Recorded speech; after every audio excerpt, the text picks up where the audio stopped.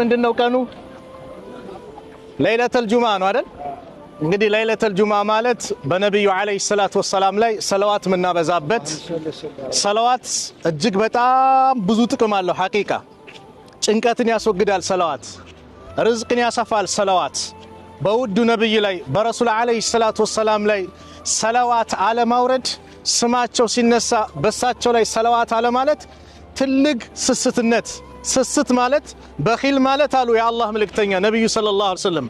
እኔ እሱ ዘንድ ስሜ ተነስቶ ሲያበቃ በኔ ላይ ሰለዋት ያላወረደ ነው አሉ ስለዚህ የነብዩ አለይሂ ሰላቱ ወሰለም ስም ሲነሳ ማንኛውም ሰው ያንሰው ማንንም ያምሰው ሌሎች እምነት ተከታዮች በቴሌቪዥን ሊሆን ይችላሉ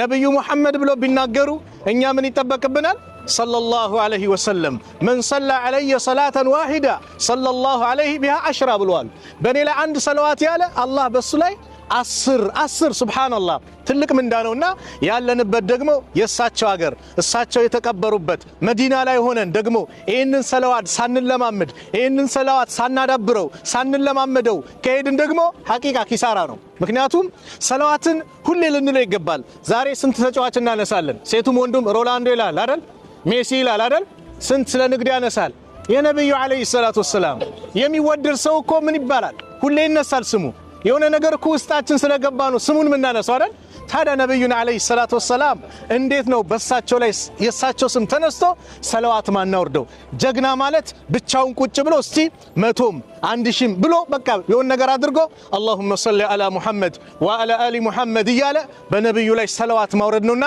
ዛሬ ደግሞ ኻሰተን ለይለተል ጁምዓ ነውና በጣም ሰለዋት ነገ ጁምዓ ነው በጣም ሰለዋት ልናበዛ ይገባል የነብዩና አለይሂ ሰላቱ ወሰለም ስም ሰምተን ሰለዋት አለ ማድረግ በጣም የሚከብድ ነው ረሱል ማለት ለኡመታቸው ያለቀሱ ያለፈውን ወንጀል አላህ ምሮላቸው የጀነት ብሏቸው ሁሉም ነገር ተመስክሮላቸው ግን ኡመቲ ብሎ ያለቀሱ እኛ ናፍቀው ወንድሞቼ ናፈቁኝ ያሉ ነብዩ ሰለላሁ ዐለይሂ ወሰለም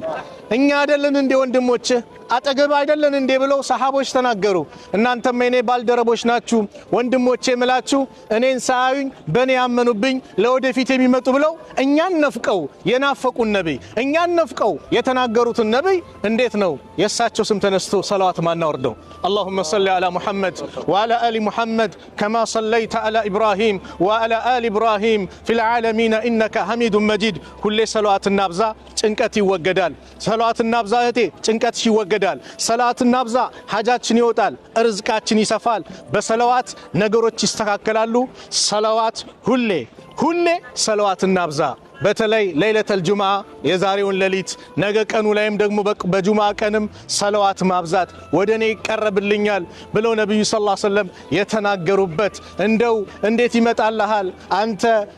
ከሞትክ በኋላ አፈር ኮንክ በኋላ ሲሏቸው አይ የነቢያቶችን እኮ ሰውነት አላህ ለአፈር ህርም አድርጎበታል የነቢያቶች ጀሰድ አይበላም ብለው የአላህ መልእክተኛ ተናግረዋልና ሰለዋቱን ለናብዛ اللهم صل على محمد وعلى ال محمد السلام عليكم